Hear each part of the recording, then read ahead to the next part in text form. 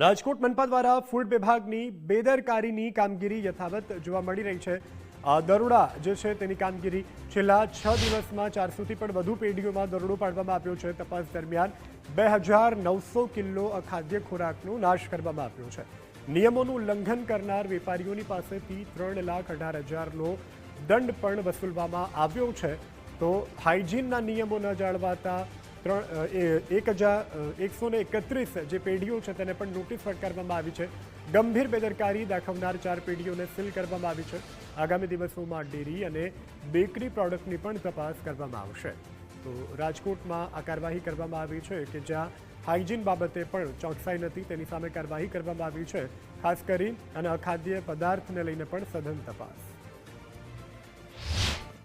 Press કોન્ફરન્સમાં declare થયા મુજબ જે છે એક સઘન ડ્રાઈવનું આયોજન છે એ કરવામાં આવ્યું હતું અને આ કામગીરી જે છે આગામી સમયમાં પણ ચાલુ રહેશે। અનુસંધાને જોવા જઈએ તો સોમવારથી લઈને શનિવાર કુલ 6 દિવસમાં રાજકોટ મહાનગરપાલિકાની ફૂડ શાખા દ્વારા જે છે કુલ 481 જેટલી પેઢીમાં ફૂડના જે FSSAIના નોર્મ્સ છે મુજબ એસેસમેન્ટ, હાઇજીન એસેસમેન્ટ ઉપરાંત ખાસ કરીને સ્વચ્છતા અને જે prepared food as well as જે રો મટીરિયલ યુઝ થાય તમામની તપાસ જે છે એ કરવામાં આવી હતી।